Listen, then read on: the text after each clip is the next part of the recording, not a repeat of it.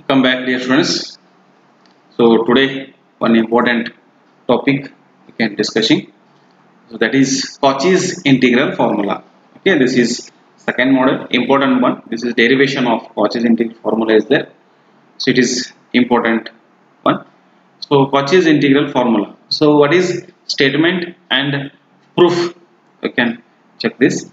So first one we can check the what is the statement of Cauchy's integral formula. So Cauchy's integral formula is f of a is equal to 1 upon 2 pi I into integration of c f of z divided by z minus a into dz. This is the Cauchy's integral formula. So what is statement is if f of z is analytic inside and on a simple closed curve c. See here, analytic inside and on a simple closed curve c, and if a is any point, okay, is any point within c, then we can apply this one within a c. Within a c we can apply this topic, or on a curve is there, that is the directly we can write it is 0 only. That value is not a particular formula, but only within a c within a c is there, so we can apply f of a is equal to 1 upon 2 pi I into integration of c f of z divided by z minus a into dz. So now we can check it is proof. So this is the diagram. So x-axis and y-axis, this is the simple curve c. So on the curve or within the curve. So again another one curve is there. This is r, radius is r and the middle point is a, and this is c1 curve, this is c curve. Since a is a point within c, this is c is there here, within c we shall enclose it by a circle c1. This circle we can enclose with z is equal to a, this value in middle point, as center and r as a radius, such that c1 lies entirely within a c. c1 is entirely within a c.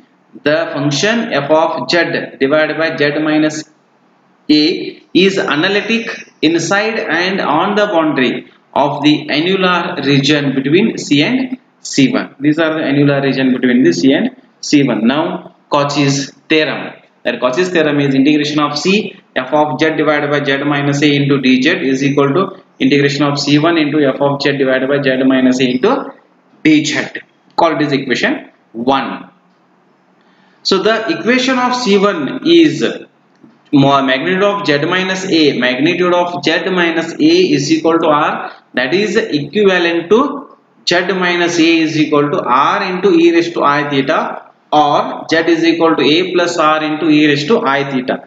Then theta is lies between 0 to 2 pi, means 0 to 180 degree. dz is equal to I into r into e raised to I theta into d theta. Using these results, these result in the RHS of equation 1, we have integration of c f of z divided by z minus a is equal to integration of theta is equal to 0 to 2 pi into f of a plus r into e raised to I theta divided by r into e raised to I theta into I into r into e raised to I theta into d theta. Okay. So next one is, that is integration of c f of z divided by z minus a into dz is equal to I, that is theta is equal to 0 to 2 pi f of a plus r into e raised to I theta, so into d theta. After integrate we get, this is the true for any r is greater than 0, however it is small, hence r tends to 0, we get integration of c f of z divided by z minus a into dz is equal to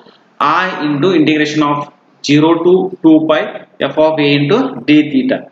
So here I f of a is constant, take outside, d theta integration is theta, limits are 0 to 2 pi, and you can substitute upper limit 2 pi I into f of a, and you can substitute the lower limit, it becomes 0. So remaining is 2 pi I into a, 2 pi I into f of a. Thus f of a is equal to, transpose this side, 1 divided by 2 pi I integration of c f of z divided by z minus a into dz. This is the Cauchy's integral formula. Simple one is there, very simple. Just you can try this.